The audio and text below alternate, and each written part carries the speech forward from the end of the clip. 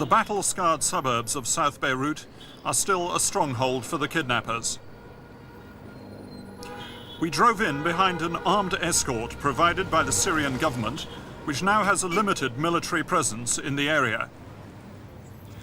These streets have become a front line in Khomeini's Islamic Revolution, a base for the terrorists who have hijacked planes, driven suicide car bombs, and kidnapped the Western hostages. Today, small groups of Syrian soldiers man checkpoints on the main roads in South Beirut. It's a gesture that has brought some calm to the area, but has not yet drawn the teeth of the Islamic fundamentalists of Hezbollah. And despite the hopes of people in the West, it's brought no rapid end to the sufferings of the hostages. It is possible that the British hostages are being held within a few hundred yards of where I'm standing, chained up in a small room somewhere in the rabbit warren of South Beirut.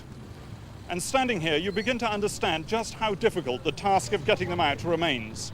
For though there are Syrian soldiers with us here in this street, they are powerless to help anyone in the apartment blocks behind them.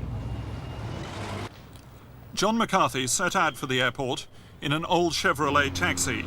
It was 12 noon on April the 17th, 1986, and he was late for the plane. In the car with him were a Lebanese cameraman and soundman, and more Lebanese friends followed in a second car behind. In the event, none of them raised a finger to help him. McCarthy's car drove rapidly down the Beirut seafront, once the most elegant part of the city. Then it turned towards the airport. The driver was worried that McCarthy would miss the plane and turned off to take a shortcut. As they turned, another car overtook them and swerved in front. Men with submachine guns dragged McCarthy out of the taxi, forced him onto the floor of their car, and drove off. There is now a Syrian army checkpoint at the spot where John McCarthy was kidnapped, but neither they nor anyone else has any idea who took him.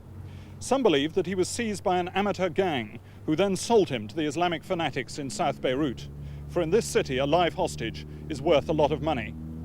What is now known is that McCarthy survived what happened on that day and fell into the hands of one of the main kidnap groups in the Lebanon.